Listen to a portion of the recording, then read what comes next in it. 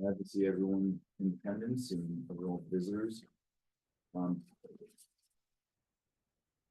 know what, do you want to go around the table just to introduce the committee members of this meeting? There's some people that are here that may not know.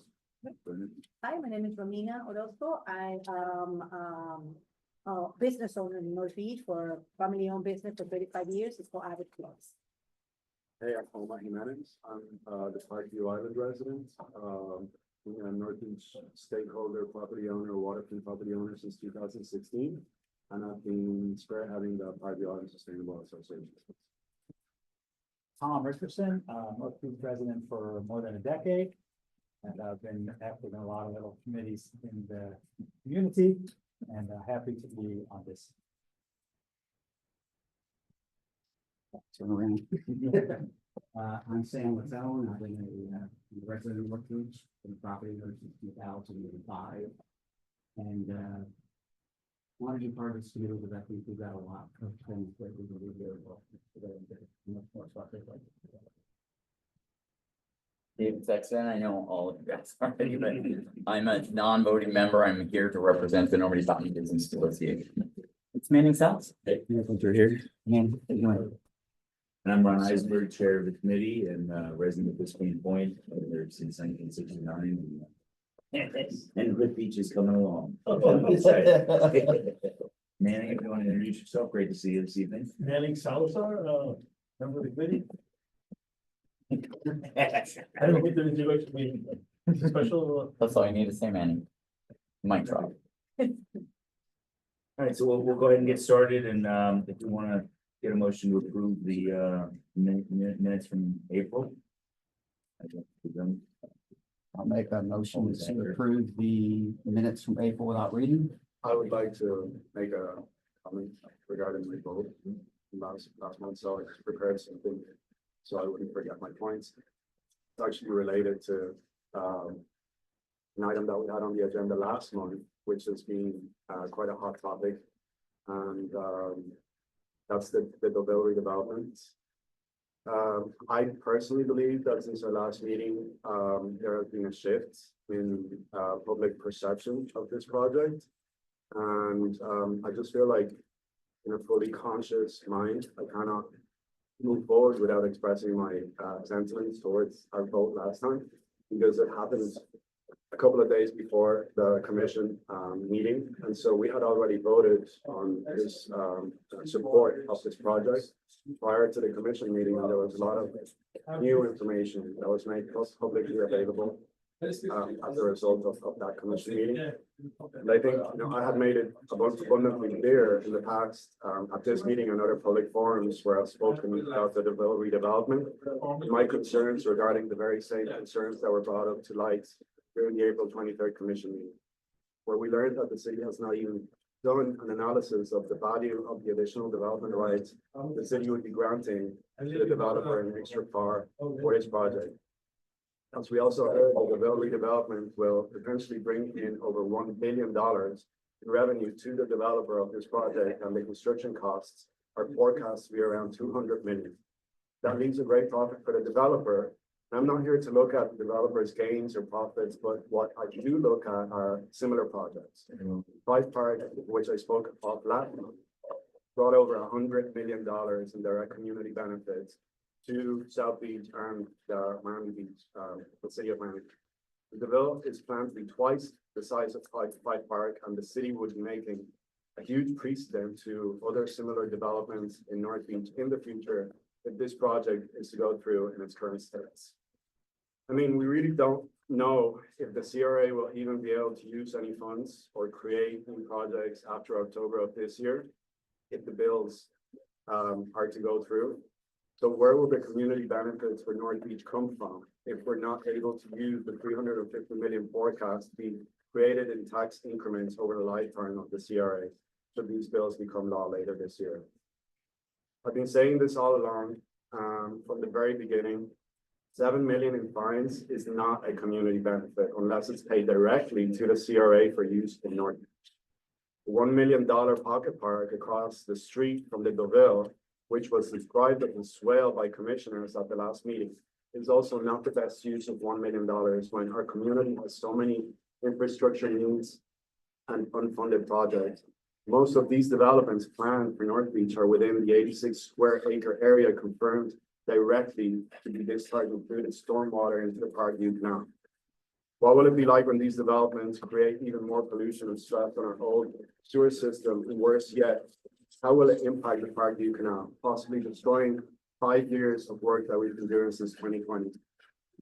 I have not personally been able to enjoy full use of my waterfront homestead property since 2019 because of a no contact advisory in the water surrounding our homes in Parkview. And I've suffered skin infections and lesions on my usually healthy skin and body as a result of recreating in these waters that surround our homes.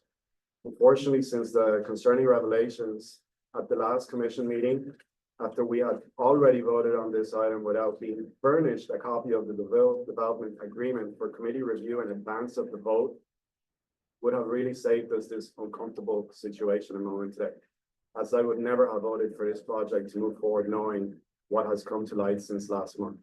It is for that reason that I am rescinding my vote in support of the DeVille redevelopment until the city has had an opportunity to review the points brought to light at the last commission meeting and a complete analysis of what is being received versus what is being given away with this project is performed and published for the public to review, along with a request to bring this item back to the committee again for another discussion and vote once the amendments have been made to the DA before it goes to commission for a second vote.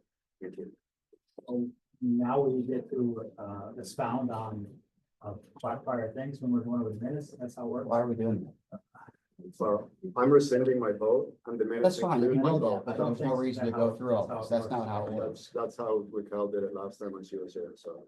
I don't know that you can rescind the vote that's already been taken. I mean, You can make a statement. You can make a statement if you want to, but you can't rescind Take it. And, anyone else have any comments on the No. minutes from last meeting? Anyone want to make a motion to? I made the Oh, motion you to did. approve. Okay. And Second. All in favor? Aye. No. No, aye. Oh, okay. Manny? yeah, I agree with them. Oh. So we had one. No. We're gonna get a legislative update. I will tell you that I was on the phone about a half dozen times with the Florida CRA talking to the director. And they were, thumb to the pulse of what was going on as the items were being brought to the committee. Thank God they put them off to the side, but I think we're gonna get an update. I know that the session was extended to June. It was supposed to be over in May, but it's being extended to June. I don't know if someone's gonna try to bring it back up in the next 20-something days, but look forward to getting an update. Everyone was looking at me. It is so strange to be like at the end of this. I'm usually used to looking up. Hi everyone. My apologies for not being able to be physically present. I will not make a habit out of this. I'm just super slammed with our upcoming agenda items. We have a behemoth of an agenda for the upcoming May 21st meeting, so I'm just trying to get everything done. So yes, you are correct. The legislative session was scheduled to conclude on May 2nd, but it was extended to June 6th to address the state budget and other priority issues. Now, actually, I have high doubts whether this bill would be considered a high priority, especially in the Florida Senate, especially since it seems like the Senate chamber of our legislation seems keen on killing the bill in its current form in this legislative section. So according to the Senate legislative tracker, the Senate portion of the bill was indefinitely postponed and can you hear me? You froze You froze. for like 5 seconds. Can you The repeat? Senate portion of the bill was indefinitely postponed. Yes, yeah, so there's like there's a Senate and a House companion bill. So the Senate bill was indefinitely postponed and withdrawn from consideration on May 3rd. Now the House tried to ram their version through and replace basically the Senate version with their version. And it passed the House by a 69 to 42 vote. And they tried to send their version back to the Senate. But at this time, we do not believe the Senate will accept the House's version in its current form with the negative CRA, like anti-CRA language that has been introduced by the House. And legislative tracker confirms our outlook because currently the House bill is stalled in the interchamber communications with the Senate refusing to concur with the House's negative amendments. So right now we're pretty positive that this bill is not going to move forward, but we're not going to count our eggs or chickens before they hatch. What is the proper phrase? I'm not sure. Yeah, but I mean, of course, this doesn't mean that we're out of the weeds yet. I mean, just to bring the Live Local Act as an example, our elected officials keep bringing up this bill every year, you know, like trying to make it more and more amendments. So while I don't think we're gonna see this bill come back in this legislative session, this doesn't mean that they're not gonna try to bring it back next year. But since the session will conclude on June 6th, and which is before this committee's next meeting, we will continue to monitor, and hopefully we will continue to come back to you with good news about this bill. Now on to committee-related legislative updates. Now at the last meeting, you guys have gotten pretty busy. You've passed several motions, and I'm happy to report that the City Commission has picked up and passed the majority of your motions. The first one being the Biscayne Beach Elementary School project. Now both the CRA board and the City Commission have concurrently accepted your recommendation without adjusting or amending any of your motions. So just to refresh your memory, I believe you urged the City Commission and the CRA board to use the CRA fundings for up to 1.5 million for the design, development, and construction of the Biscayne Beach Elementary Schoolyard project, and also look to other funds to potentially offset the cost, and to incorporate a regulation-sized soccer field and a 4-lane running track into the project design. So that resolution has been adopted at the April 23rd meeting, as well as your motion to support electric service enhancement at the Altos Del Mar Park. Now, the commission accepted your recommendation on the April 23rd meeting and directed the city administration to figure out the costs. And actually, on the I'm not frozen. The pros before on the third meeting. Okay. What were you mentioning? After the Altos Del Mar Park infrastructure They Oh, asked the yeah. city administration to determine the cost. for the. Okay, yes. Okay. Gotcha. Okay, yes, and actually on this upcoming May 21st. Yeah, so on the upcoming May 21st meeting, we have a pending resolution where staff has already estimated the cost to be between $74,000 to $82,000 to provide electricity to Altos Del Mar. So we expect the commission to adopt this resolution, accepting the costs, and direct the staff to use CRA funds to fund the electricity. And the third one was the 72nd Street Community Project. I believe this committee motioned in support of it back in January, and the commission resolution approved the updated conceptual design at the April meeting. And the DRB is scheduled to review it this upcoming Thursday. And the fifth one is the implementation status of the North Beach Master Plan. I don't really have any substantive updates on it because the item has not been reached at the April meeting, and it has been deferred to May. So there's that. But if you guys have any other questions, I'll be happy to answer them. Was there any update on the North Shore Park capital improvement project that we recommended they fund $350,000 to? So no, that motion did make it into the LTC, but no commissioner has yet picked it up to sponsor it. The reason why we were able to get the Altos Del Mar and the schoolyard project quickly on the commission agenda is because Commissioner Bott was present at the meeting, and she quickly agreed to sponsor those. But usually the way this works, since you guys act in an advisory capacity, you pass motions, and then those motions are communicated to the city commission via LTC. And if elected officials decide to take up any action on your motions, they usually reach out to either administration or the city attorney's office and decide to sponsor legislative action in regards to these motions. That is not to say that your motion doesn't have any support. It could have just easily slipped through the cracks. So I also just encourage you to also reach out to commissioners to follow up on the motion, because it is an important project. Will it be on the next agenda for the commissioners to consider? It's the main way for it. Sponsor it.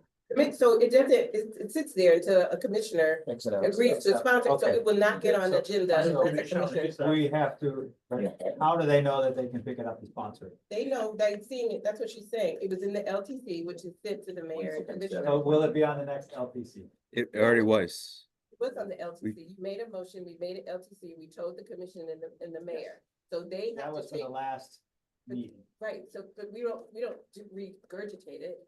They have to sponsor it, so what Faroche is saying is if you want. I know, but it was only put on like really in the last 48 hours. It wasn't on the first time that they sent out the agenda.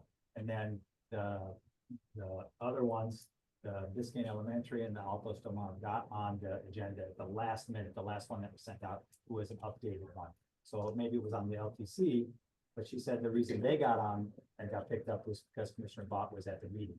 Sorry that I'm not familiar with how all this works, but I'm just saying that if it was at the last second, maybe some commissioners actually already looked at things before it even got put out. It's not on the agenda that I know right now, on the draft agenda, it could come on. Reach out again. to- I think we could, I'm sorry, I think if we wanted to, we could make a motion and send a letter or a memo to all the members of the commission, bring this to their attention to make sure it doesn't slip through the cracks and call, ask them to consider it, like as a second,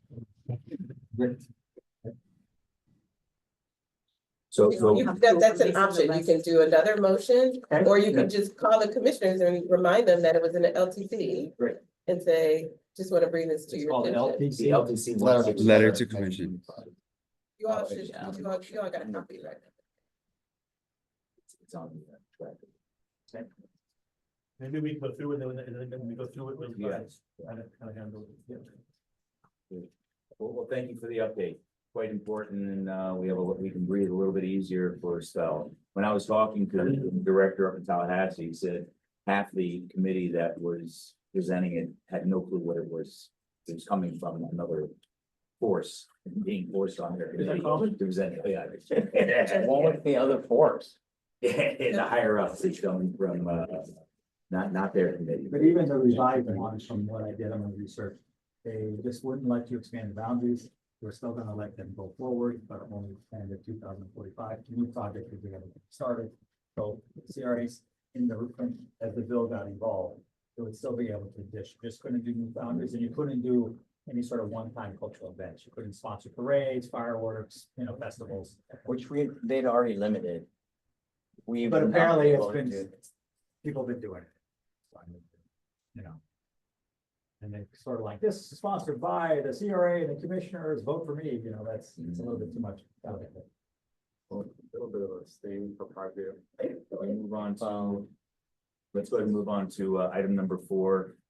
David, if you want to give us an update on the North Shore Park Tennis Center. Happy to do so. Thank you That so much. project is, and by project, I mean the full project, including the restrooms, is moving along.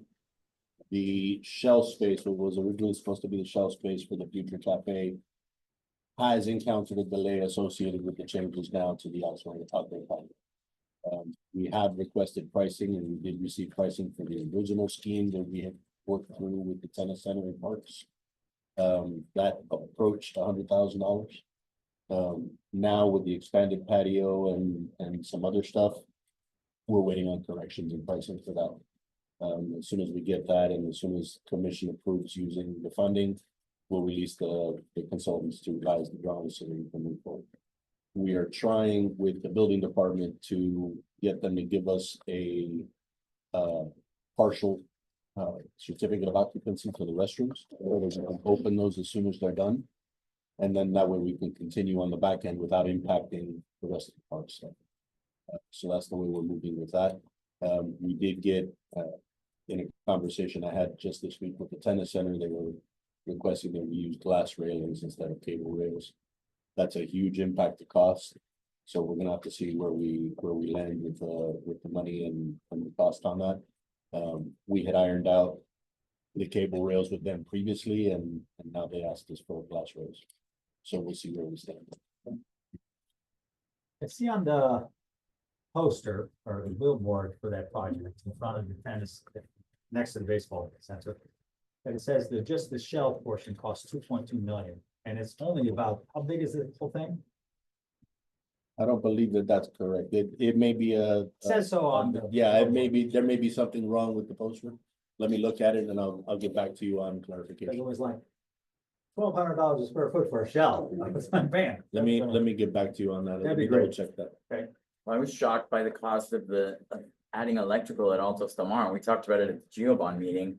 And everyone was like, oh yeah, there's electrical all around. It'll Yeah, be and- like this. And I can explain why on Yeah, that.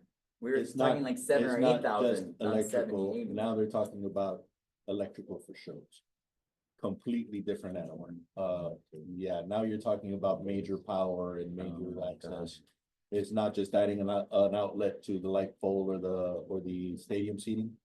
Now you're talking about a pedestal with multiple power sources. Got it. So it's much more involved. The saving grace there is that the service point from FPL is not far away. So. they're able to don't have save to it. pull too far. No, yeah, it's not, thankfully, it's not that far away. We'll move on to item number 5. You want to give us an update on that?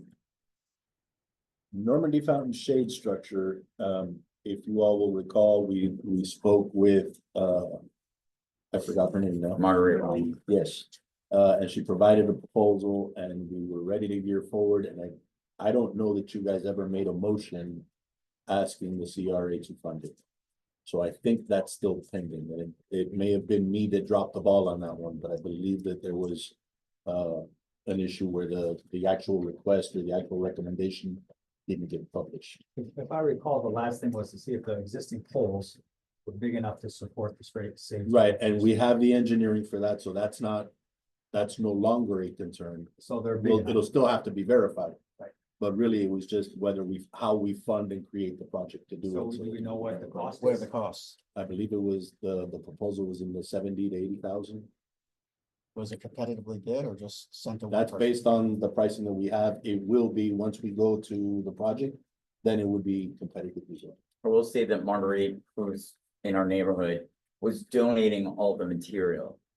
So she was, she was not charging for that. Then that would be the easy part for her because she would be the low bidder. I'm, maybe someone else is. She's, Just to make a motion for us to put it on. Yeah, yeah, the next agenda. And Yeah. up I to mean, we're- 100,000. the concern is like summer will be over by the time it gets installed, though she did say it's like a 3-4 day installation. It's So- more, and I don't want to speak for her, but it's more of an issue of sizing and cutting the material and fabricating it. The install's easy. Permitted. Does someone want to make a motion to, CRA supports it up to $100,000? I'll make a motion that the CRA supports the installation of shade structure in the Normandy Fountain up to $100,000 based on the preliminary pricing we got from what's Margaret's? Ramos. No, but her. No, I think it's Shade USA maybe, Shade structure. Shade, it's, I forget.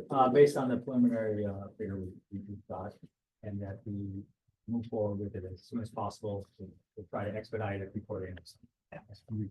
I will second that, and we're allowed to maybe reach out to the commission and see if someone will sponsor to make it go faster. Yeah, So no competitive bid process? That's up to the city to do that, but she is already a approved vendor for the city. Once we create a project, then we'll figure out how to procure it. She's done a lot. She's been an approved vendor for the city on a lot of Let's take a projects. vote on that. All in favor? Who seconded the motion? I'm sorry. You did? Okay. Just the discussion that we can reach out to, Commissioner Biden or another commissioner and call attention to it, so she'll. If it's a different action. At the next meeting. I mean, it would be amazing if we could get it done for the summer, because it would be a benefit to all the local businesses. Yes. Yeah. I'm here. Yes. So, the next item is we left some time for this, and again, it's the review of the committee action item tracker. Some great notes, yes. Oh, did I skip over you? I'm sorry. No, let's go back to 6. I apologize. Good afternoon. At the last meeting, I mentioned to the committee that the importance of doing a strategic plan.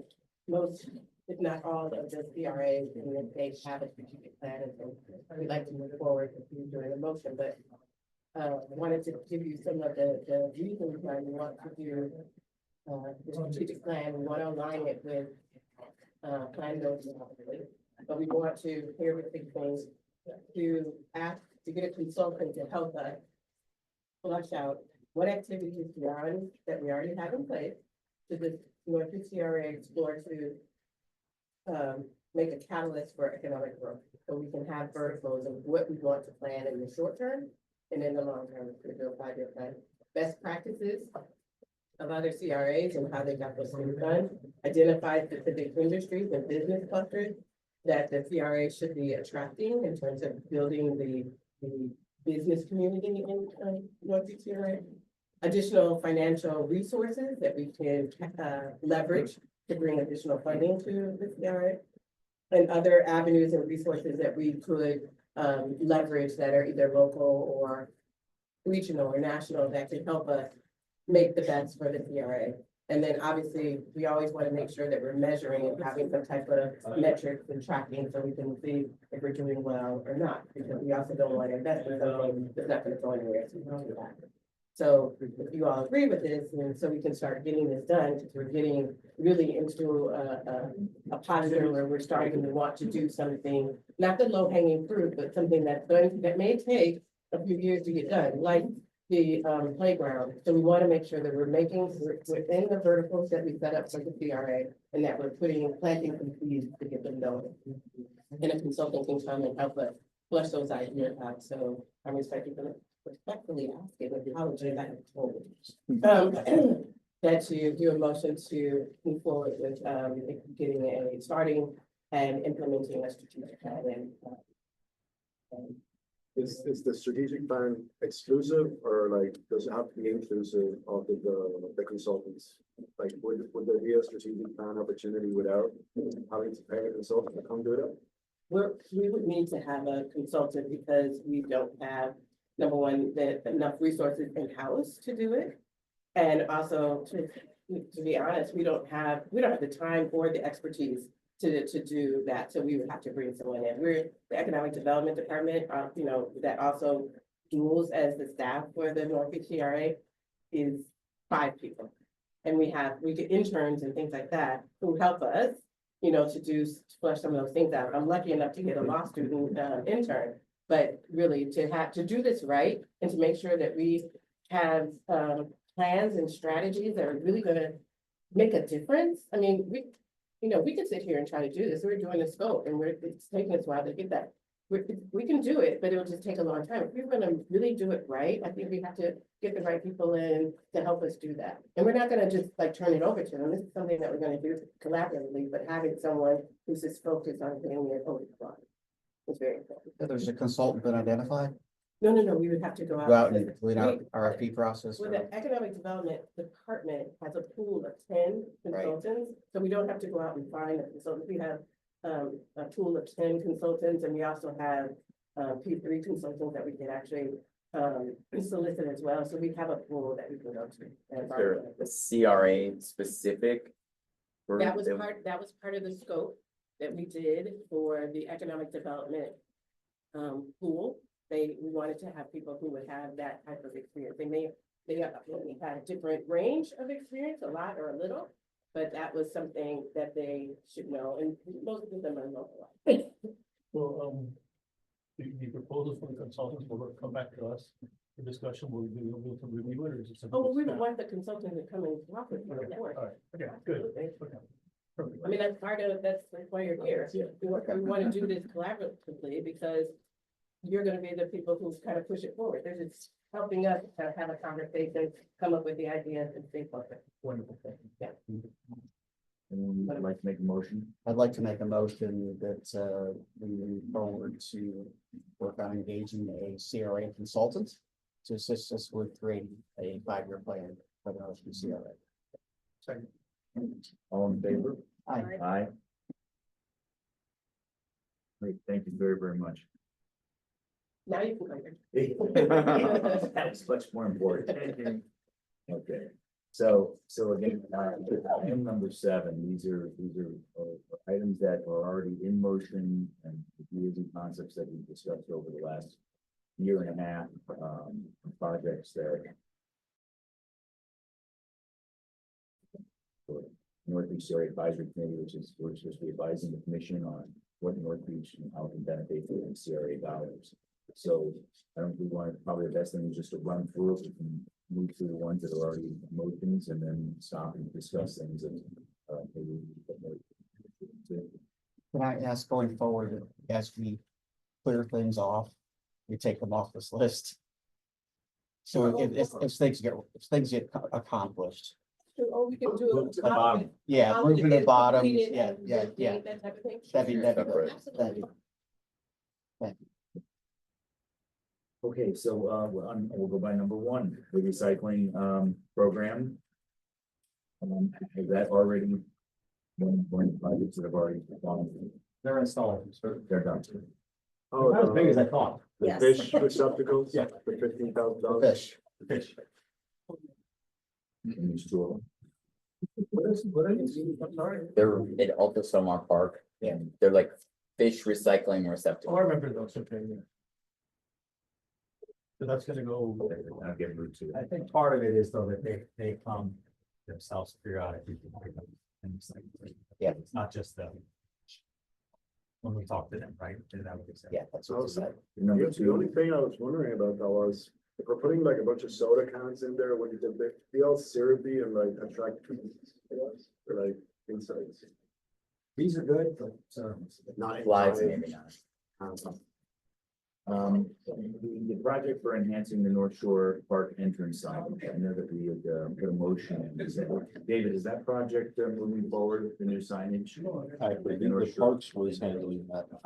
I don't have information on it. Parks and Recreation is the one that's doing that. This is the North Shore Space Park. Yeah. It's a big, huge, beautiful sign. That's like, It's already up. yeah. No. This is the one with baseball. Yeah, Oh, not the open space, Okay, the okay. market. They don't have a nice big beautiful. We'll have an update at the next meeting. Looks like it's an announcement that we're going to recycling. Okay, so there's a fountain plea we just discussed. Number 5, we have a historic CRA revenue summary. I think we went over that in the last meeting. Beachfront renourishment efforts. That's a big project. I don't know if we've had an update to that in a long time. I got an update from environmental that had prepared last time, but the meeting was very long and I didn't have an opportunity to share it, so I do apologize. If you would refer 1 minute, I'll just read it very quickly. The U.S. Army Corps of Engineers leads large-scale beach renourishment with Miami-Dade County as a local sponsor. The county monitors the beaches for erosion by estimating erosion rates and how much sand has been lost. And the city forwards erosional complaints to Alberto Pisani from Miami-Dade County so that they may properly document and advise on any action that can be taken federally or by the county, which we have done recently for North Beach. See attached, and I have her attachment. As an update from the county provided in that attached chain, the Army Corps is currently evaluating sand losses and working on developing budget estimates. Once they finalize, the county will discuss them with what a timeline for the next project might look like. In the meantime, the county indicated that they will assess the area and push some sand in from adjacent areas. We are waiting to hear back on this temporary measure. This is from Assistant Director Lindsay Precht of Environmental Sustainability. We will follow up with her for an update on whether that temporary measure has any update for your next meeting. Do we have any questions? The beachfront concessions and public access. I don't recall that conversation unless that was with the Boucher Brothers contract. But then the discussion we had last month. Yeah, we had it last time. Facilities here, and you said Sorry, we'll get back to answer some questions relating to. Right, oh, yeah. We had a large discussion about what exactly is going to transpire Oh, that's right, yeah. Ocean Terrace. And also, I think we're curious as to how the enforcement is happening. Yes. Here's like, how is the enforcement of the existing regulations happening? so that the concessionaires don't take advantage of the places out there to use more beach space than they should be. I was thinking of a potential motion that we could make to the commission as far as like, enforcement for the beach and possibly including the enforcement of the beach in the city charter instead of it having it be rules and regulations. And I believe, yeah, Ferosha mentioned that we would be able to make a motion if that was the will of the body of the committee. Rosha, did you hear what Omar was asking? I heard bits and pieces. I heard something about a charter and rules of regulations. Are we talking about concession agreements? Or something else? I was just wondering in regards to the enforcement of the public space at the beach, we talked about last time, possibly like, adding another beach monitor, and then you had mentioned that the beach rules and regulations were not part of the city charter or code enforcement. And Correct. if this committee wanted, we could make a motion to the city commission to begin a process of analyzing whether it would be worth it to include it in the city charter because of the other ordinances that we have, such as cigarette butts on the beach and stuff, the loud music and the alcohol, illegal alcohol consumption. So under better enforcement, we would be able to control those things better without them getting out of control. I personally think we should try to stick to things that are within the realm of the CRA borders. It's more of a citywide issue. So if we have a specific area that's not being inside the CRA borders, it's not being addressed. Like this, what's gonna happen with this new beach concession in front of Ocean Terrace, which is inside the CRA border. But to do things outside the scope of the boundaries of the CRA, I certainly have a hard time justifying that. I think it'd be a great thing for the Marine Water Protection Authority, which I was only bringing it back up again because it was mentioned during the topic of the concessions at the last meeting. It was said that there was going to be questions answered. I get your point, but I wouldn't want to necessarily set up a rule that we don't take advantage of our ability to have a voice. So, Express that voice, I think they're not, only in the CRA, when we can, and I think it's important. I'm not sure if this is one of them, but I just thought that we, here as a committee and we, you're in the commission. and- well, I thought I checked. Yeah, the agreement. staff, so you can consider things, citizens, residents, Do we want to add to the next month's agenda, an update on the beachfront concessions, in particular in front of the Ocean Terrace? I feel like we asked city staff for enforcement, what is the policy, how? I think it's a code issue. The charter gets updated every 10 years. We just gotta had him along take- the, he didn't have all of the answers. Specifically about how much Ocean Terrace is gonna be able to have up there, what's the contract with Big Brothers for that area. And the concern mostly was that there's a lot of new buildings getting proposed or built, and most of them have some component of beach club with them. So where is that beach club? It has to basically be in front of Ocean Terrace. That's where it was promoting it. So is it gonna be privatized? How is it gonna be privatized? Is it gonna be open to the public? And that's essentially a public access beach. It has been So is historically. it possible that the North Beach Area Advisory Committee can get a look at that agreement that has either been inked or is in the works with the beach? With the concessionaire, if it is the Boucher Brothers for that project? That's what we asked the guy to bring us back. Yeah. Already. He said he would get back to us. So I do have an update from him. He was not able to come tonight. He let us know this yesterday, but he says upon conferring with the city attorney's office and our in-house finance team, the entity Ocean Terrace Holdings LLC does not currently hold any beachfront concession permits. If this entity were to obtain a beachfront concession agreement, they would potentially be entitled to the area due east of their upland property in accordance with the parameters set forth in section 6 of the Sixth Amendment Rules and Regulations for Beachfront Concession Operations, which were adopted at the April 23rd meeting of our mayor and city commission. Don't have those regulations a copy of them for you today, but we're happy to share them with you after the meeting. And perhaps if you want to put that on the agenda for next time. So translated, that means I can't. No, I think. Yeah, that- Luis is right next, next They're outside the the door. upland, they're the Yeah. upland But, property owner. the key. Translated, that key means they point can't. that we tried to get to with them was that when that street was vacated in favor of Ocean Terrace Holdings. Camera not being a froze. beachfront street. It was vacated as not being a beachfront street because there was supposed to be the Atlantic, what is it called? Atlantic Way in front. And that's why it didn't have to go to a vote of a citywide vote, because the city charter says that any beachfront property has to go to a citywide vote. So since there was a piece of property, this Atlantic Way, they said separating the beach from Ocean Terrace, it didn't have to go to a citywide vote. So the question is that in fact upland property from the beach? Because it should be Atlantic Way and then the upland property. Who's the actual upland property? That's the question. Yeah. Is So it- yes, they would be entitled to it is if it they had Ocean upland Terrace or property. is it- Sure, but, yeah. But we were asking the question, do they have upland property?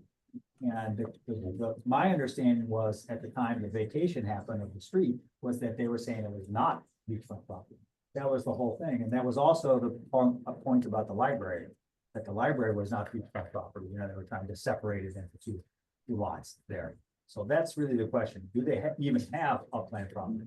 I don't have the expertise or the knowledge to answer your question, but Ocean Terrace is vacated. There is a portion of Ocean Terrace that remains in place. But I think the ocean, the walkway, Atlantic walkway is the boardwalk, right?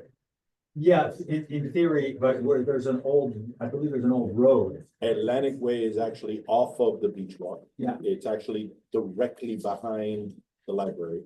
So between the parking lot and the library, that's Atlantic Way, Oh, so it's like the alley. like the alley. The alley that's present in the Yes. block right just south of it, and then it ends right there. Correct. So But it then, shows that they're going through the whole city stuff. It may continue legally southbound Yeah. and And I- northbound. As a matter of fact, Yeah. we vacated the right of way for Atlantic Way when we did Open Zimmer Park. So it was there legally, it's not anymore. Legally now it's all parking. but the development is east of that. The hotel is that runs through the middle of the A hotel. portion of it is east of it. Yeah, so yes. then. I don't know, it doesn't make sense that it wouldn't be, No, beachfront but property, but the attorney already ruled on that when he said this didn't have to go. Correct, that's the point. So they shouldn't have upland property because there's supposed to be some portion in front. So they shouldn't be allowed to either, maybe Boucher Brothers got a separate agreement, and we still need to do that, that they might have a separate agreement that they've already said, we're assigning so much to, Ocean Terrace. Beachfront. And so Boucher Brothers, you have to look into their agreement as well. Because yes, Ocean Terrace doesn't have a permit and none of 72 Park doesn't have a permit and 71 Novi doesn't have a permit. But Boucher Brothers has a permit and they're already saying probably, we're gonna have a beach club for you guys. You pay us X and, we'll give the chairs to your people. I know that the Burley House residents are already concerned of their beach space. They have some kind of agreement with a concessionaire, a beach vendor who puts out chairs and umbrellas and stuff on their beach. And I've been hearing reports from their building that they're already getting worried because it's getting crowded, there's too much furniture being put out. And we haven't even activated Ocean Terrace yet, and they're right beside Ocean Terrace. So I think it's really important that, we're having this conversation because it's residents like the Burley House and ourselves, like North Beach residents, that are going to be affected when this beach is privatized, because it will be. I'm also interested in finding out about how the enforcement, what the schedule is, how many people report, what the resources are that are available for that, and I think that would be something that we should find At out. the last meeting, we were told that they're supposed to put the chairs out as they're No, but like, used it's and code not just enforcement. claim the real estate, but Yeah. we know that's what happened. Right. It comes back to enforcement, yeah.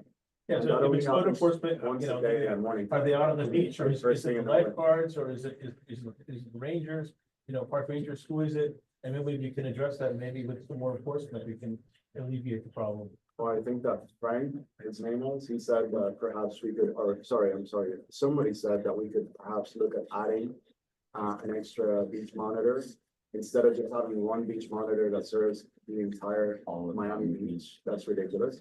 We should have at least one beach monitor for North Beach. Well, that is in fact why nothing gets enforced, because there's one beach monitor, where do you think he is? He's in South Beach most of the time. So if you ever do anything like, man, this guy brought out 6 jumbo speakers, you know, and placed them on the beach, and I can hear it a mile away. You know, can somebody go from code to, you call the police, and the police say it's a code issue, and the code says, sorry, we'll send someone when we can, and it never, you know. But when I gets come out of enforced. Fall over on the boat and go all the way down to Gulf's Cut, and once you see Miami Beach, you see the clusters of chairs, color coordinated, the amount of beach, front they take up, it's alive and well. Yeah. And Maybe we the can real put some, estate. get some more information and put it on the agenda for next month.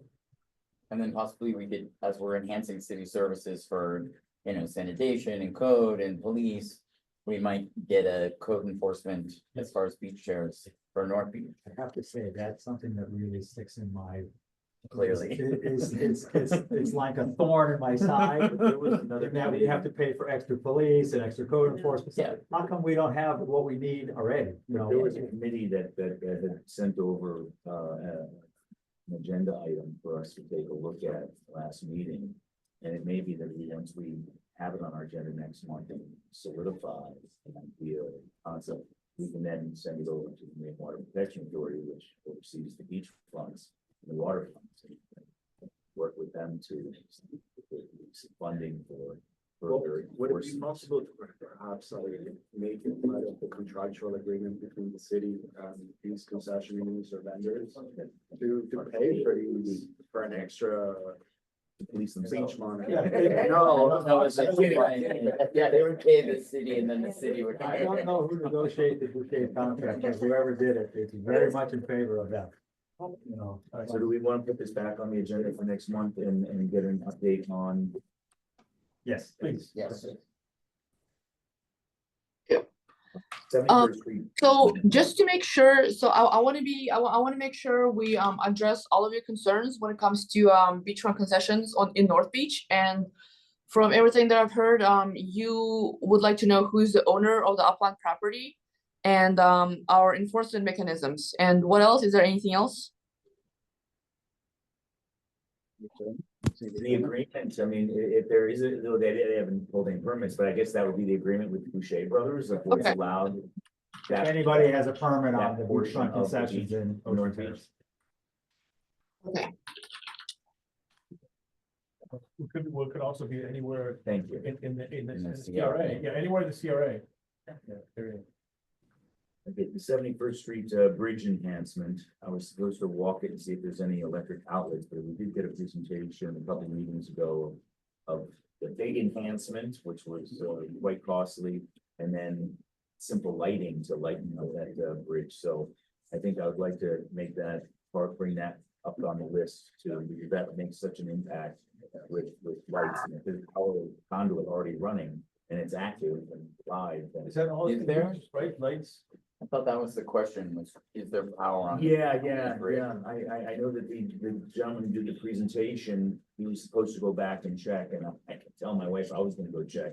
But, I And we also discussed that, you know, there's technology now that can put solar-based lighting on the bridge that wouldn't, if there's not electrical and it's gonna cost, you know, hundreds of thousands of dollars to actually run electrical through it. There's lots of solar-based technology that could light it without having to electrify. I think what we all from the consensus is with that last project that had been proposed prior to our meeting. I think with traffic in the area, by putting in center planners and things like that, it would really cause a lot of damage to the traffic flow as well. But we could do little things like, if you look at 41st Street, they have these light posts that when you go in, and maybe like a neon light across the bridge or something like that, they could paint it, you know, they could do things to just make it look more agreeable, it's the entrance of nobody else. I thought they had spoken about putting planters on the side of the bridge or hanging off it kind of thing. I've seen that a lot. Yeah. in Europe. I think there was a problem with issue with weight, maybe. Yeah, like they were looking at concerned the about weight how and then heavy come back with- Like that possibility.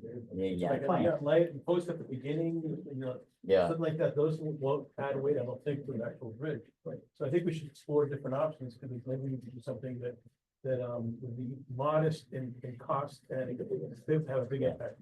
First, we need to find out if there's electrical. in this. The Public Works Department was supposed to be here. Unfortunately, something happened at the last minute when they weren't able, but they will be here at the next. Okay. Break out my some set of tools. And check it out. Number 9, the support of the Taste and Normandy events. I think we've already moved through that event came and went. Great. List. For potential restaurant crawl, request Collins Ave business inventory. I think that was just at the last meeting. That list was already provided, right? So David and I had a conversation, unless you want to talk about it. We had a conversation about like what would be the best way to implement something like that at Collins. We sort of came to the idea that we could have something that starts at the band show, goes to Altos Del Mar, and possibly comes back to the band show. And just like we did in Normandy Fountain, there's, you know, big gathering place and then some sort of celebration at the end of it. And then we would, you know, start identifying businesses that would be interested in potentially getting involved with it. It looks to Commissioner Fernandez.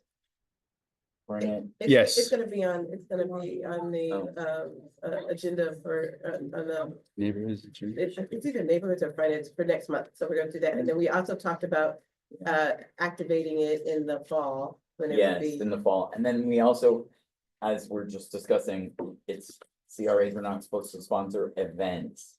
So they can't produce it, but we were saying we could potentially work around that, giving a grant to the restaurants that are involved with, you know, the event. As a way to encourage them to do it without actually supporting the event, because we, the Normandy Fountain Business Association, we ticket the event, which we've sold out every time, we sell 50 tickets. And then that money goes back to the businesses to help support their, you know, whatever costs they might have. Because we're not interested in making money on it, we want to support the businesses. But Heather and I discussed potentially it being a free event. Or having a smaller ticket price, and then the CRA could offer some sort of, you know, grant to the businesses in that area as part of it. So those are all different things we discussed. We'll keep that on the list. Get people to go. Yeah, I think that those tours or any kind of culinary tour is always like an economic driver for the businesses in that area. Yeah. Especially like the mom and pop businesses, because they're the ones that don't have the marketing budgets, right? Yeah. And so all of this is like such good free marketing. I know from personal experience, because we have a family restaurant that participated in these walking tours. So it makes a huge difference to the bottom line of the sales of that business that is included full-time on those kind of things. Sure. Turn to 11 on the back side of the page, the Historic Park Capital Improvement Project Scope Enhancement. I think that a considerable amount of capital improvements are doing that, right? Yeah. So we'll just stay on top of that. This one here. Yeah, this is the thing where it got cut back from, there's no build out gonna happen to the interior space, right? Just gonna be a shell. There's no gonna be no patio. Because there's handicap stuff. So it's gonna be unusable space unless it gets the build out. Right. You know, which What's the $350,000 $350,000 item that we're gonna need? So that's one. I just want to clarify, when you say build out, we're talking about the patio space on the outside with the ramps and the steps. We're not building out the interior. But, well, yes, but they needed to have a restrap installed now. We will have a connection to the grease trap. I can't install a grease trap because to install a grease trap, I have to have the information for the permit, which is the operator, the contract with the company that cleans it out. They have above ground grease traps. There's ways of getting it. I mean, it's not gonna be a high powered. No, but I believe that the code changed, so that now it has. Yeah, to- the they're code not allowed has changed, anymore. and Oh, given no the kidding. size of the space, it actually has to be an in-ground grease trap. Yeah. That's the big sticking point, so nobody wants to go in, that's a big cost, right? And sell food or drink, Right. and the concessions at the end. Right. A bit of a. And so it was sort of like not do the build out, full build out, but there was no more connection between the tennis pro shop and this concession stand. There was no more, I don't think there's even drywall inside. Is there gonna be? I believe it's drywall. Okay, and the basic electrical was gonna be Yes. put in, no, and everything could hang from the ceiling. but there wasn't a flooring, there wasn't the grease trap. there That's wasn't- correct, because you don't know where the equipment's going, you don't know where the floor sinks and the drainage are going, so. What we're providing under the shell scope is a connection to a grease trap location. Grease trap has to be sized based on the use and And what the, I was hoping to do was be able to go further on the interior build out. Of course, the vendor has to, whoever takes it, but it's very hard for a person to get up and going on a first generation. What, instead of a concessionary space, now they're making it be a fully permitted food space. So that's really hard for a first time, not in a brand new building or anything. It's in a park, it's gonna service the people in the park. And it's very likely that it remains unbuilt out and unused unless there's some funding to bridge the gap between, even that you can say to whoever vendor is, look, we have T&I of 150,000 for you to help, because usually commercial lease is gonna have that in it, right? You know, so there's nothing for that, so everybody's gonna come up and say, oh, I'd like to open a coffee shop, I'd like to open a sandwich shop. Here, you've gotta have 500 grand to put all your equipment in and the grease trap and everything else. Okay, I won't open anything, it'll just sit there empty, that's my great concern, it's just gonna sit there empty. It'll be another white elephant in North Beach. Are these typically just percentage rent deals as opposed to having any kind of base rent? Or is it base rent plus a percentage rent? I'm not sure how How the this lease one is works. structured. I believe this falls under the tennis center agreement. Which means there is no rent Right. paid to the city, there is.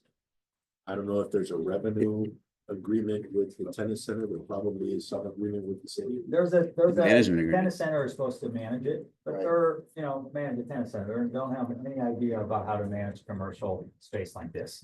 That's not. Well, a lot of their- times what I've seen, Tom, is it's basically simply a percentage rent. Sure. Like it's 5%. And I told them 5% that of that's how sales. it's typically done, and Yeah. sometimes there's a base rent, or they give them 6 months free Right, rent, to start off. The person usually has a TI, they don't, they're a tennis center operator, the main guy is been run tennis, he's done tennis his whole life, he's been a national coach and everything. But he doesn't know anything about commercial leases, so they have a vendor that's interested, but of course, the guy's like, oh, okay, well, what are you gonna provide me? He's like, we don't know anything, Well, you have to come and do the What's the building. selection process like for the vendors? Well, it's under the tennis center agreement, so they get to decide, we're trying to find people who wanna do it. They can. This they guy can wants pick to whoever open they want. basically a gourmet coffee shop that also sells, croissant sandwiches and this kind of thing that you can just, do easily. I'm sure he will adjust probably his marketing, but it's basically kind of like a pamper coffee, kind of, but he's got a couple other ones. Items are made on a commissary off premises and brought in and refrigerated and you avoid the grease trap. Unfortunately, if you sell coffee, you are now required to have a grease trap.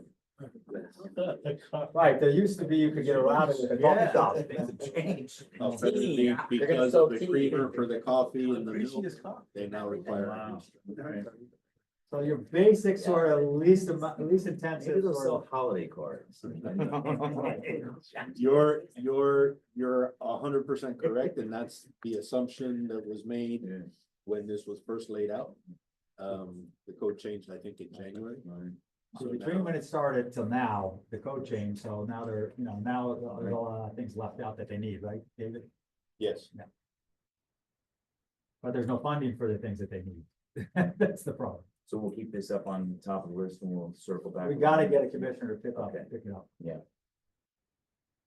Moving on to number 12, vacancy. I've asked 3 attorneys on my island at our last meeting and nobody wanted to jump on. We have one here, David Cohen here, who lives in the CRA boundaries and went to Syracuse Law School. Not a practicing attorney, but has a law background, has been kind enough to let me speak to him at a coffee meeting for an hour or so, bend his ear and bore him to death with CRA developments. And took up the time out of his day to show up here, trying to get support with him from commissioner to get him on the board, but he, I think, checks all the boxes. Yep. Has a background in real estate development and a background in legal for real estate development. So I don't know if you'd like to introduce yourself, or we have time for that or not, but Simple introduction. yeah, there you go. We've living on the beach since '07, part-time, full-time for the last 5 years. I live at the cross street of 69th Street. I see that there could be great things in this community, and I've been here since '07, so there's been great things happening, but in our meeting, a lot of the explanation of what this, North Miami Beach really means, and, I think it'd be much more dynamic and, have the improvements. My background, I was a practicing lawyer for 6 years at a major law firm. I shifted to a trading desk in real estate. Right now I run a lending platform for real estate. So, I'm pretty well versed in legal, real estate, and general common sense. You know, if it works. There's no place for that here. No common sense. I'd love to be a part of it. And I think I could really provide some good insights and some ideas and make the phone calls. So now you're basically working in real estate? I still am. I opened an office down here. We're a national real estate advisor. I just don't know if there's gonna be a conflict because there's a seat for a real estate person and there's a seat for an attorney. And I don't know if this is gonna, you know. Well, but you do lending. You're not I do investing. No, I'm not. a They real always do estate lending. developer. They're not investing in real estate. It's I'm in finance. It's a finance, So. Like a bank. a private bank is what it is. And I don't practice. Well, I still use my law, but I don't practice. But you have a legal background, you at one point No, passed the that's bar, Right, right? state law, Washington, Massachusetts, and New Jersey. I don't know what the line. We just have to find out a little bit. Maybe we can find out. It says one person for with a legal background, I think is what it says, but legal That's what it background. says. It doesn't say that you're practicing. attorney. Yeah. If it says legal background, then that's. Have you guys, Commissioner Bott was coming back in, and I just wanted to be reminded of a little bit of background for David and what secret is. Communicated back and forth, and we wanted him to fill out his application, but if we want, we can do it. Thanks, David. Okay, the Collins Avenue right away conditions, I think we're supposed to have someone that didn't make it today about the sidewalks or things like that. If I'm not mistaken, but we gotta keep this. That's an interesting thing. This is actually a bigger discussion. Yeah. We gotta keep this. Elizabeth It's has not- gone back and looked at it. And apparently there was a agreement signed, I think in '93 between FDOT, that Sam has with him, between FDOT and the city, that said, the city was going to take responsibility for upkeep of all the sidewalks. So every time that we engage the city says, that's FDOT's responsibility, it's not our responsibility. There's actually an agreement in place. Well, Yeah, you know, I actually remember when there was supposed to be a special taxing district, and when I And first there was. moved into North Beach, I got extra special taxes on my, tax form. And I was like, what the heck's this for? And it ended after a couple of years, but that was supposed to be to fund this sidewalk repair. So the city collected all the money, but have not followed through. It was with the actually a much bigger responsibilities. project. It was a North Beach streetscape improvement project that was initially estimated to be $18,250,000, of which the city collected $7 million from residents. And in 2018, there was a letter to the commission guiding the mayor and the commissioners on how to address the fact that the money got collected. But somehow nobody knows where the money is. And the city is obligated to maintain all the sidewalks from 1,500 feet south of 63rd to 71st. And along 71st from Collins to Route Notre Dame. Wow. So that agreement is in writing, part of the public records. It was adopted by the city commission under resolution 92-20686. So this has been raised with the city and the city manager's office. I keep asking the question. Nobody seems to want to take accountability or responsibility to figure all this out. So I suggest that we circulate that information among the committee members and have this on the agenda for next month. Well, it was supposed to be on the agenda today. It was on the electronic version of the agenda, but it's not on the paper version of the agenda. Because Right. the public works department wasn't able to. But I think if the people, because I've seen it, but some people maybe have not seen, so the agreements that then, the city went into, so we can discuss it.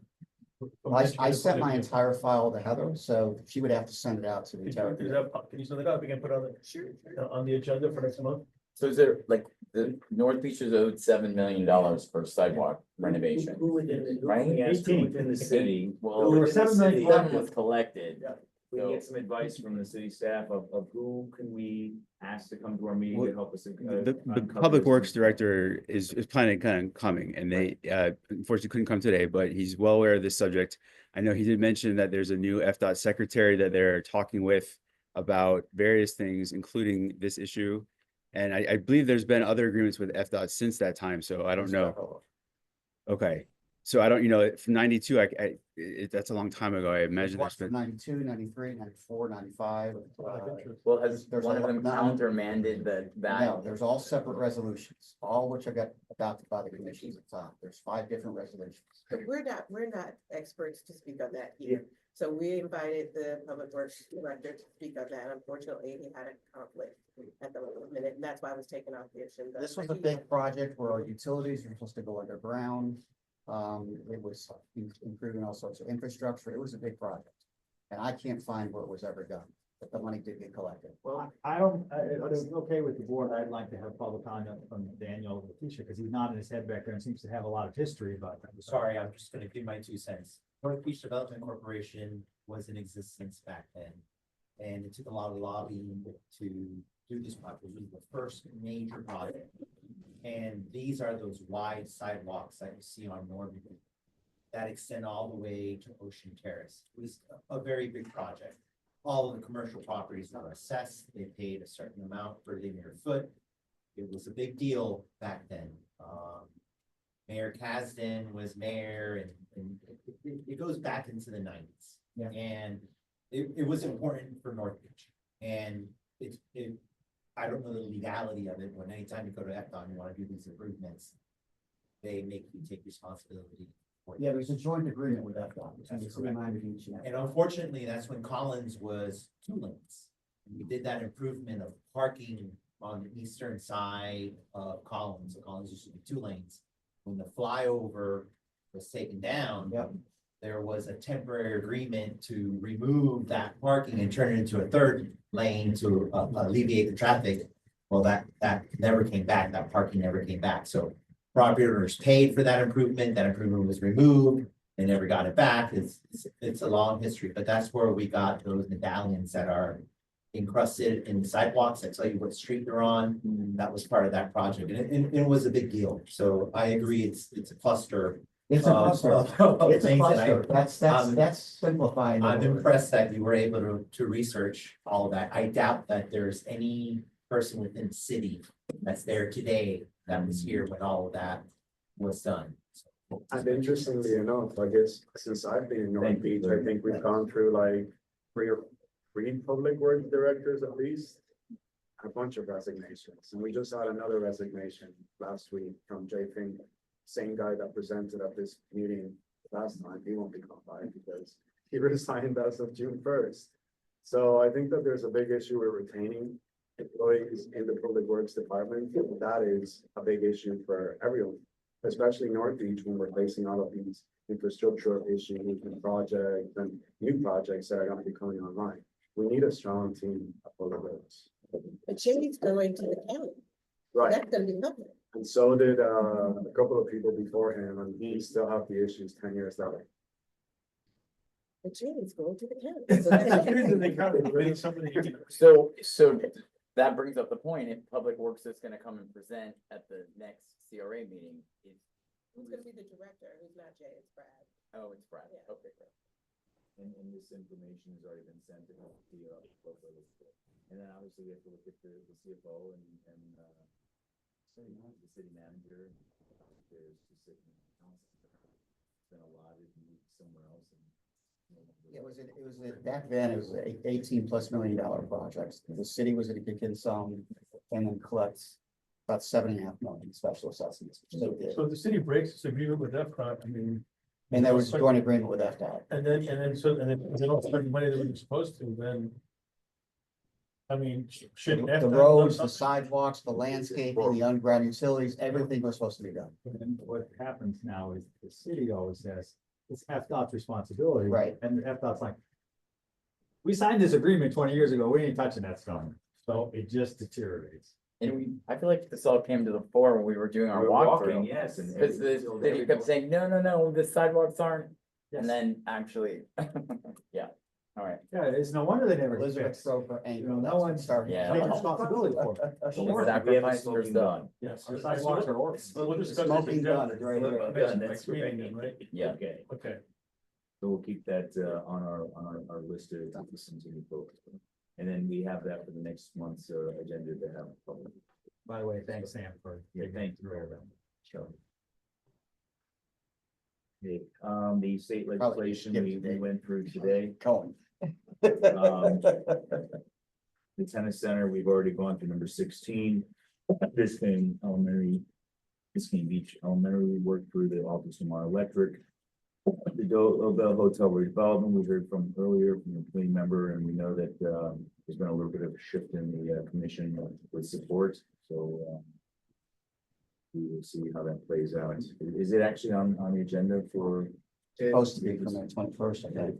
Second public reading on third. Well, I believe that where the last commission meeting ended was that there was going to be, I guess, an extra layer of negotiations between now and the second reading of the item. In order to analyze the what, you know, we are giving and what is being received back, because it's a business deal. Like, let's not sugarcoat it. It's like business deal where the developer is making hundreds of millions of dollars off the backs of our community. I wouldn't, Why? I would I dispute that. disagree. Okay, well, that's I fine. You completely have the disagree. right to do that after I'm finished speaking. They're coming into our community asking for us to raise or double the current fire. And so if you're asking for double of what you were supposed to get when you purchased that property in the first place, how dare you not give double back to our community in exchange? And tell us that because we're in a special taxing district, that we're going to be benefiting over 350 million over the lifetime of the CRA from tax increments that are going to be received on an annual basis from the Deville redevelopment. But so what? Like, everybody has to pay property taxes. And 500 Alton doesn't have to pay taxes into a special taxing district because they're not part of a CRA. But if they did, then they would have got the 100 million in community benefits in advance of the development, and then also receive the tax increments, so they're like the CRA, they would have been. But they're not, we are. So we get those tax benefits instead of them going to the county. That's the only benefit really that I can see, because $7 million in paid fines is not. Well, there's It's 7.5 million that they're giving to the Byron. There were more things that you A lot didn't more list. things. in your No, statement that I know. there were public I'm not benefits, gonna go but into all of them, yeah. but Not to still mention measly, those it's of us under that 20 live in a million. blighted neighborhood that live 2 blocks south of Right. it. We want that project there. It's the I want it economic there too. engine. I The want it real there too. question is, if they do nothing, it's zero, That's right. you know, and it continues to deteriorate. That's exactly right. And so they're not gonna say, well, we're not gonna give you anything, I'm not gonna build it. I mean, Commissioner Bott and Commissioner Rosen Gonzalez were right. It's the fact that it exists as a community development. Because it provides all sorts of amenities to it. Because it's been the community deterrent, Right. the community, the ruiner for the last, Right. 7 years since it's been closed. And far and height are only proxies for occupancy. When you're looking at the fact that it's 120 hotel rooms, I'm sorry, 120 residential units, 150 hotel rooms, that's half the number of units that are built over, and a third of what can be built there.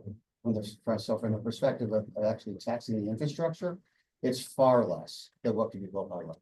It's Far a very less. low density. Low development, density. Even though it's a large volume. That's right.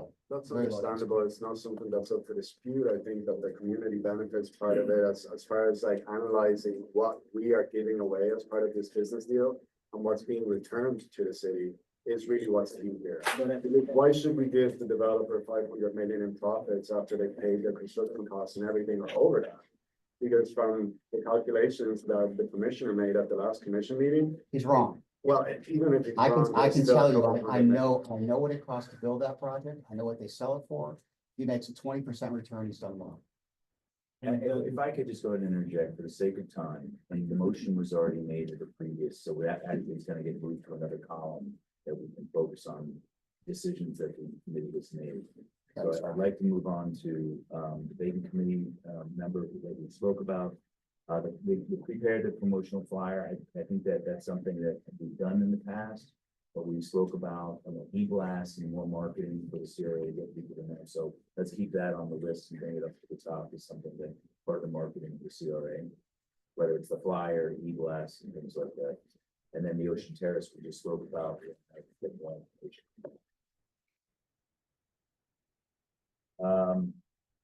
Any member comments? You want to go ahead and start, Tom, so we can move through this? I know we have some public comments that we have here as well. I didn't have anything, but I reserve my right to speak. Change your mind. No, I don't really have anything. I just want to finish by saying that obviously me coming onto this committee was a big part of Parkview Island being, taken into the CRA, inside the CRA boundary. And that's, in the very, very beginning, we were supposed to be part of the CRA boundary because CRAs are supposed to serve those communities most in need. And we fulfilled every single requirement out of the 9 or so requirements to enter the CRA, the original finding of necessity study that was not completed on Parkview Island, but it was all around Parkview Island. So I'm pissed, to be honest, that the CRA is not going to accept Parkview Island because of the state changing, and that there's so much insecurity coming to our neighborhood again. I really want to know, how is the CRA going to help Parkview Island in the future?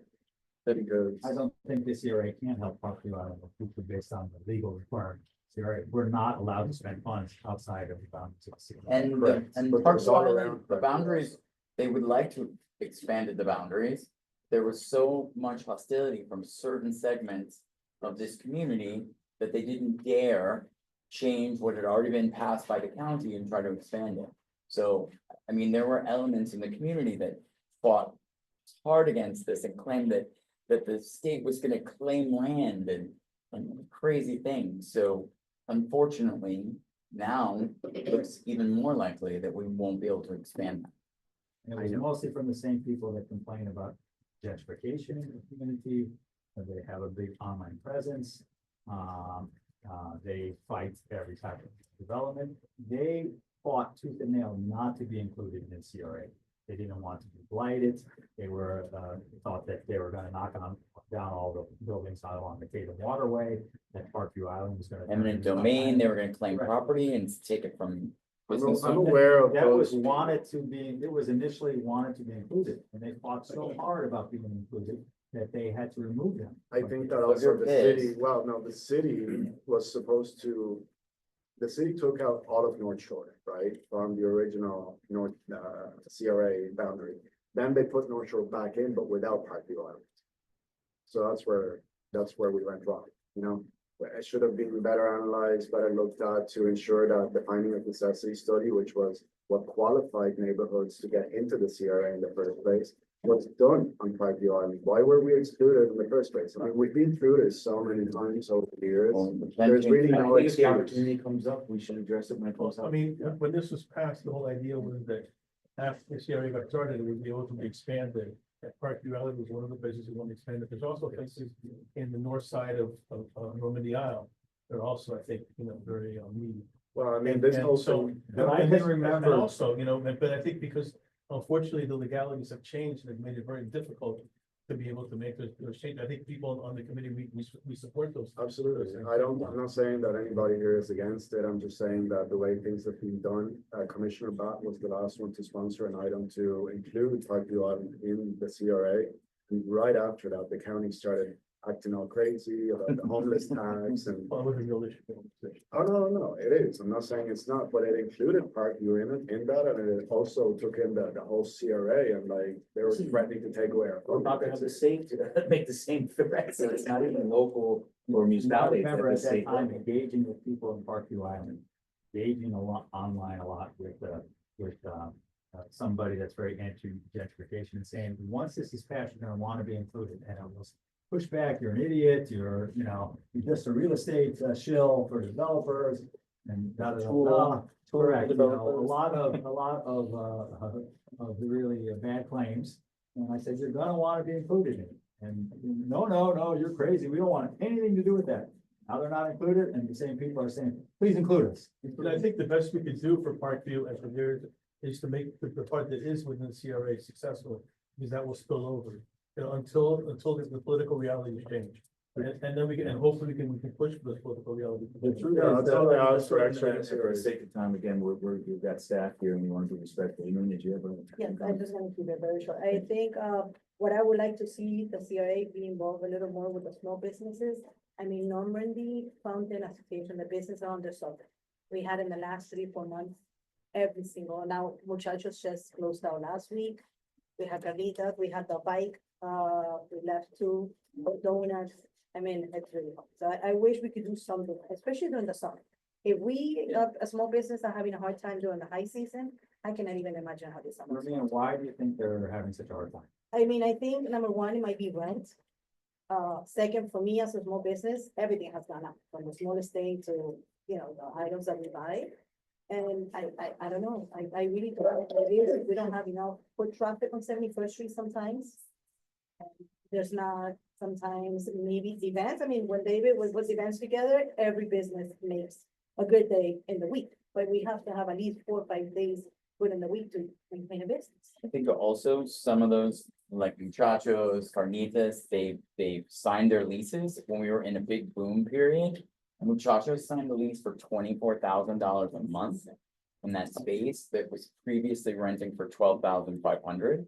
The previous owner, but there was this moment where everybody was moving here, it was the place to be. So I think that we're seeing that was a untenable situation that some of these tenants got themselves into and it's killed those businesses. So hopefully now that the realities are changing a little bit, the landlords will be more reasonable in what they're asking for. I know Well, the that, lack of parking doesn't help out. yeah, Which has gotten That's a worse, big deal. because The lack of parking is a big deal. the changes in the parking have made it worse. for businesses. Right, right. At least they have a little, few spots right there, but yeah. It's just not enough. Yeah, do you have anything there?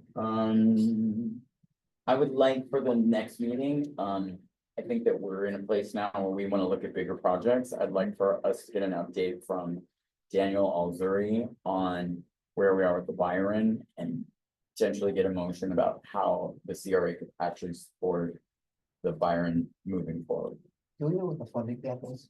Yes, it's 15 million essentially It's funny, okay. between the, yes. It's gone up. I thought it was 10 before. Hmm, I thought it was Last time I 7. heard it at the meeting. well, it was 7 when we were getting 7.5 million from the Doe bill. But it looks like that's not gonna happen now. So now it's back to 14 million. So there were 3 project concepts that were put forward. One was for the 30 million that we already had. One was at 60 million and the other one was, maybe it was 40 million. So maybe it is 10, it's somewhere in there. We'll add that to the agenda to have an update on them. Thank you so much. Sure. Sam, something about them? I know there's a lot of agreement, some disagreement around the bill, particularly as it relates to the CRA. I did want to mention a couple things. First of all, we've got to get this Byron Parallel project done. It is affordable housing, which is what everybody's screaming about. We need affordable housing, right? And if 10% of the CRA funds are required to go to affordable housing, when you do the multiplier effect on the Deauville, that could create over $100 million that could be allocated to affordable housing or could help contribute to those buildings that are in the process of potentially failing recertification for 40 years. So if we're serious about affordable housing, this project and others got to get done.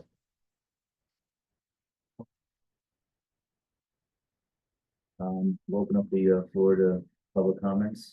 David, you wanna?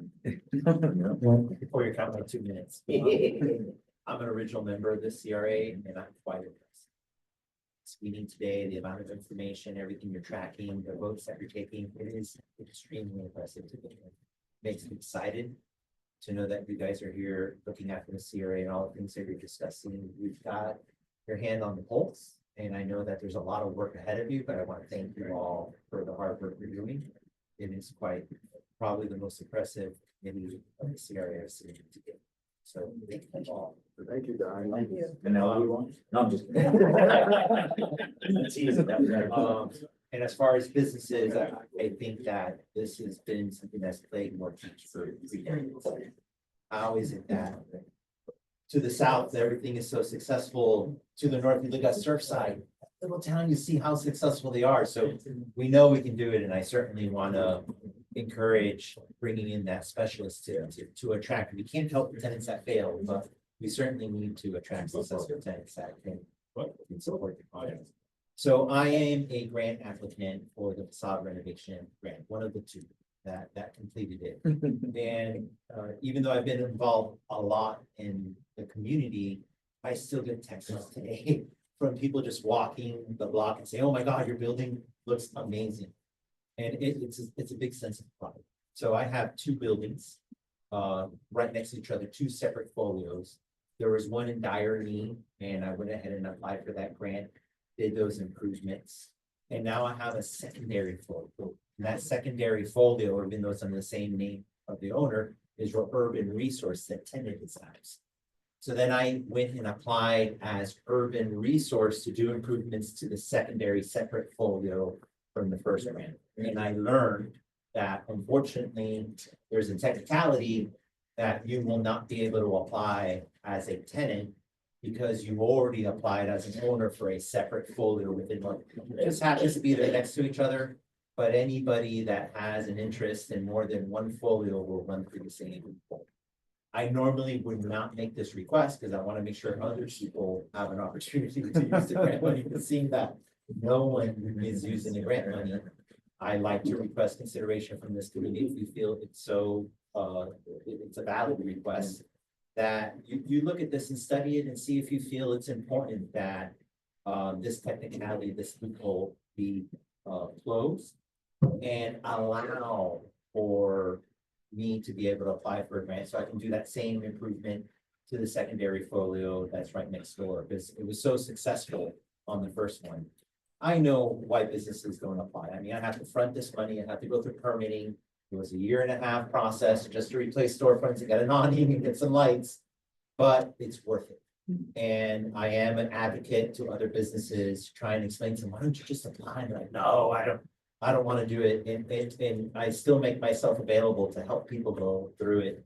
And the city was very adaptable in my application. You know, they let me break up each aspect that did not go over $5,000. So I didn't have to go get 3 bids. Today, it's impossible to get 3 bids. I'm lucky to get 1. So, you know, the city has certainly made themselves available. I know Louis like helped me fill out my grant. It was great. And we really need to encourage more businesses to make use of David, this if we money. could ask you, and maybe you know this, is it a change within the city or do we have to go to the county to have a change where a more than one folio owner can? It's CRA. It's within the CRA. Guidelines for the Okay. project. It's part of the guidelines, yeah. You could vote for it. The ownerships are different, different ownership for the two. The technicality is that I am a principal owner of the property and I am a principal owner of the tenant. So it was great, you know, theoretically, the landlord can apply under one folio and then under a different folio, the tenant can apply. But because I am a principal of both, they're, you know, they want to, and it's, if everyone was applying, I think it'd be great. The only reason I'm coming forward is because the money isn't being used and I don't want to sit I there think now. that, you know, the idea was to get businesses to take advantage of this for the betterment of the community. Yeah. So if there's not other businesses, maybe we could say that within a period of time, if there's no other, you know, applicants, then we can make an exception. And because it makes sense, what's the point of having this program? No one's using it, if somebody wants to use it, and we're not letting him, then we're not getting the benefits from the program. And to buy more buildings. Just Well, keep it going. listen, the money I'm requesting is, you know, I've spent 400,000 on my tenant improvements. And I'm requesting 20 to only use to the outside, replace the awning, do the signage, and recently I installed balance signs. And it's these little touches, changing the mailbox cluster. I wouldn't do it because it's not necessary, but these little touches with the feedback I've been getting from the community, how much they enjoy going to Silver Lake and just walking at night and seeing it, it just really starts to elevate. And you know, I'd like to be It's an all advocate. about. It's not only for that business in particular, but it makes a whole block. look Yeah, beautiful. yeah, it's the goal of this. One door front at a. And also on that, you know, Daniel and Danielle have managed to sort of navigate all of this stuff. And one of the things that the businesses run up against is, as you're saying, getting bids from businesses to come out and do the thing, like, I think that we can. The city can't do this, but the Normandy Fountain Business Association can create a preferred vendor list, people that have actually showed up and giving good prices, because people start just cold calling.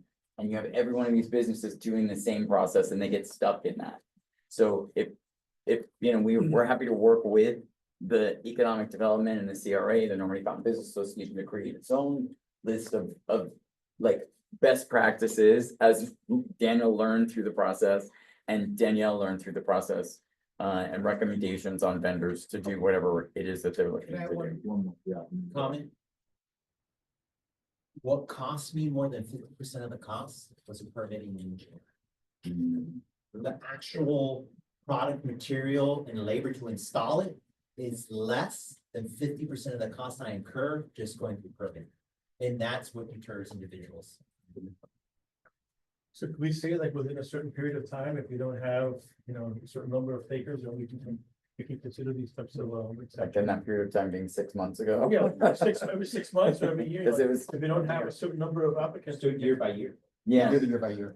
Yeah. we've already been, it's been what, a year and a half, 2 Do years? we wanna construct language on and get a motion to? Yeah, let's make do it now. changes To the CRA. Yeah, I would keep it as simple as possible. Yeah, That you support that, and then we can, you know, wordsmith and work with Marosha and how to make it, you know, reflect what we've heard what we wanna your make a ends motion are. and get a. Yeah, I'll make a motion, say that, what is the waiting period? 6 months, and let them. I would do it on an annual basis. I would make a motion that we try to open it up as loosely as possible to as many applicants as possible and not restrict an owner or a tenant from doing multiple properties. If this happens and we see it's a problem, we can always restrict it, but since we're at 2 successful applicants, Yeah. you know, I think Both there's not a lot of danger. We're gonna run. We all know we're gonna get more funding into the CRA, and Yeah. this portion of it goes to this facade improvement. Yeah. We're not gonna run out of funding to do this. So I think, And I apologize. The city has a program for permitting for single family homes. And if you're a single family home resident, you can go with a napkin, and a piece of paper, and it will accept your plans.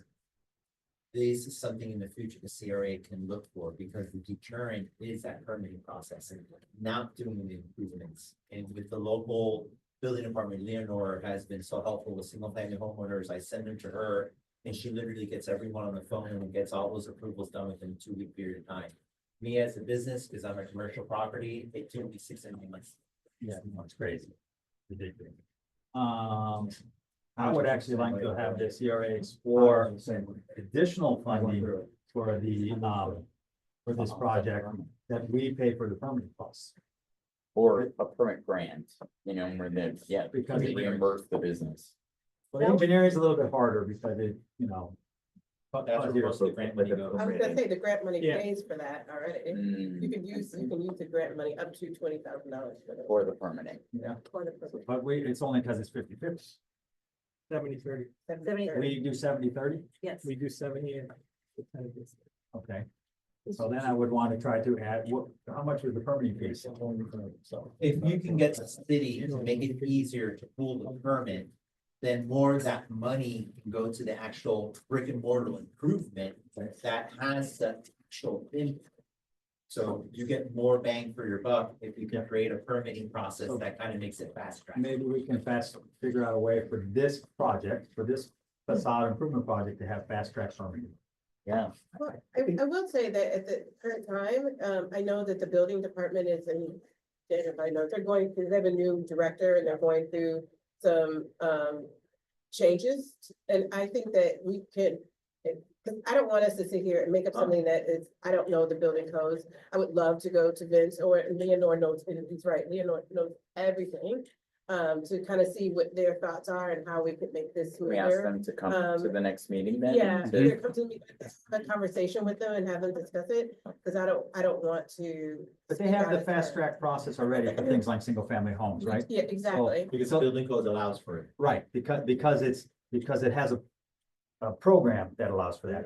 So if you could, this is a limited amount, it doesn't screw them up, but it's like, you have a fast track process, just include this in the fast track process. So Leonora can call up everyone and go, tick, tick, tick, tick, you're ready to go in a month, instead of 9 months, send it back, we reviewed it, fire has to look at it now, okay, it comes back. Well, what's the fire department got to do with my awning outside? Oh, well, we gotta know what the Life numbers safety, are. life safety. Yeah, yeah. But I will say too, again, I'm not the expert at this, so we have, in the city, we have an expedited plan review program for larger, construction.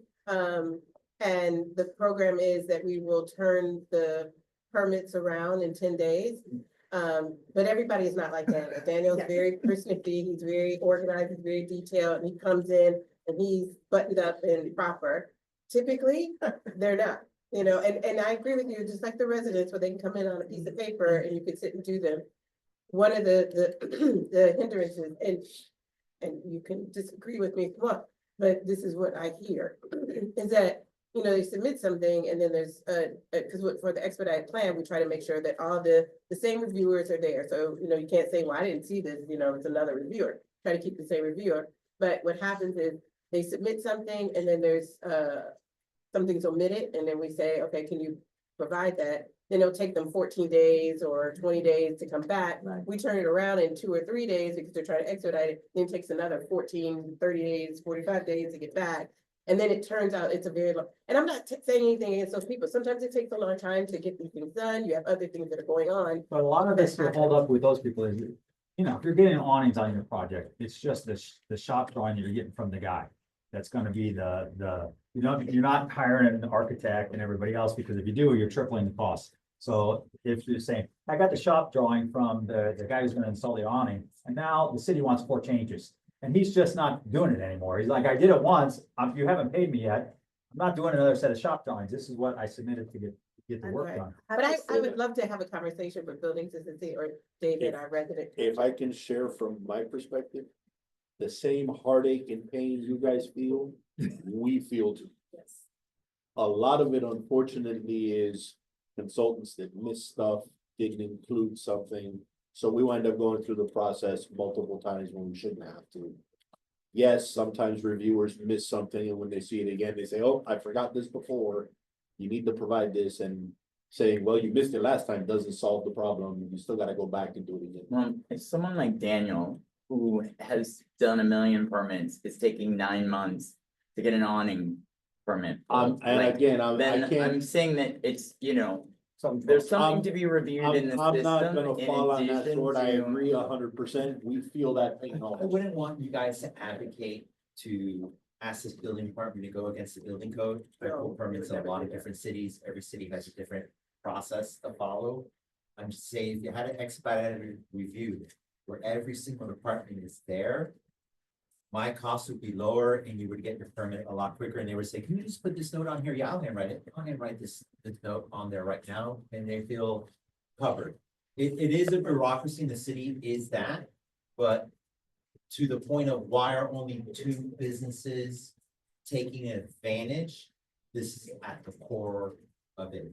There was one business that approached me that all they wanted to do was put it on. I won't tell you who it was. They were smart enough to call me. And I told them, do not ever pull a permit with the city. If you pull a permit with the city, and when they come to check off this inspection, they're gonna walk into your business and they're gonna force your business to be brought up to code on everything else that hasn't been brought up to code in 20 years. So there is a concern for a lot of businesses who lease, who haven't had a city inspector walk into their property for years. And to save $10,000, you may end up creating a Pandora's box and violations that get issued. And these are all public records. You can see what businesses go through. And it's very terrifying to them. Not that the city is wrong in implementing the code, but better to stay quiet and hidden, given that Muchachos, who's a built to code, brand new restaurant, class A space, closed. And who's gonna succeed if that's the space that they're failing? It's concerning. So I think we have two different, one is the motion to amend our facade renovation grant that would allow for a landlord who is also a tenant to apply for two separate things. Is there someone who wants to? Like, Separate folios. Separate Separate folios. folios. It's really important to say I that, don't know, separate. yeah. More than one Folios. landowner. more I than can't one make the folios. motion, but if someone wants to make that Yeah, I motion. would make a motion that we allow people with separate folios to apply for multiple renovation refunds, either as a tenant or as a landlord. Okay, all in Got you favor? covered? All in favor? And then the second thing is to bring the, someone here to speak about. What could the CRA do to help facilitate these grant applicants? To actually be able to get through this process in a faster way, and maybe it's nothing, but maybe we can achieve something. To add to that too, last week, we're trying to get it promoted to more people, but last week for Small Business Week, the city had for one day, all day, we put all the departments that you would have questions about for businesses, all in one room. So it's like one-stop shop. We had 30 businesses come through, who one business, which is a restaurant, was able to go, because what you, and you guys know better than I do, sometimes you go to a department and they're like, oh, you're supposed to go to here, and you don't know where to go. We had all the departments in one place, and so you could go from chair to table, and businesses were able to get things done just like that, because there was someone there for them to ask the question. They found out things that they didn't know, but they were able to get that information. We could do that in one North Beach We at some point, did yeah. that- We did that last August. It was, again, it's kind of hard to get it out to people. We did it. We had a few people. This time we did it last week. We got more people. We helped like 30 businesses in a period of time. And also we invite the county so they can get the BTRs, and we had Durham there. We had the tax collector there. We had all these people that you have questions about. And so we were thinking about doing that quarterly. And if we do it quarterly, maybe it's something that can travel too. And we can do it in different places so the businesses in the area can just come up. We did it at City Hall. But it was a really good opportunity for people who have questions like that. And then we'll have the CRA there and we can, and do Yeah. that for businesses. Is it part of the slowdown that when plans get submitted, they have to go from department to department? Kind of in a sequential order as opposed to having all departments look at the plan? No, they are entered into the system. Right. We review, the building department reviews all the drawings electronically. Okay, So they're entered into the system, everyone gets notified that they're there. right. All the different departments have access to it. It's not like they've got to wait for. So they, okay, they don't. Okay, so I was misinformed. Okay. Intergov and yeah. Okay, but Omar, Does the CRA ever host kind of like open days like that, but for non-beach business owners, perhaps people that are interested in coming to the beach and finding no, Oh, out? this is the first time we just did it citywide. Oh, This is the okay. second time we did it last August and we did it again last week. So we definitely, we're trying to get our sea legs on, is it valuable? Is it bringing return to businesses? Is it helpful to businesses? And last week, the feedback was that it did bring value. So we're gonna try to do it quarterly. Next time you do it, it would be great if you could include the businesses that are part of the facade improvement, that they can Yeah, I go was gonna ask say. all their questions at that meeting. That's a good idea. We could do a facade. People that are in the program are applying, we could have one of those workshops for them specifically, that might be super helpful, right? So that they can all come and go through and check up all the lists and, that might be great. Well, I'm thinking more like, if you're interested in doing this process, come to this meeting to find out. And what there's you're gonna someone need there to that do. can walk you through like your they'll They'll ask application. you all, they'll answer all your questions, so you have an idea of how's it gonna work, you Yeah, know? yeah. But sometimes it's scary And just to do then it. when you, Then it's 6 then when you're months in And it. no one from the inspection department. Oh, no, the building department was there. Pardon? Sure. Yes, please. Hi, everybody. My name's Adam Ganuza. I'm here with the Rhythm Foundation and Miami Beach Band Shell. Thank you so much for letting me observe, the proceedings.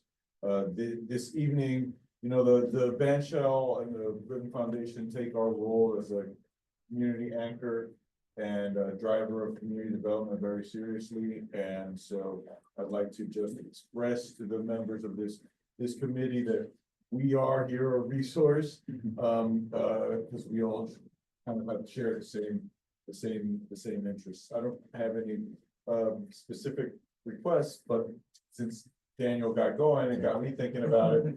And, last year, with funding from this, from the CRA, we did a series of light pole banners.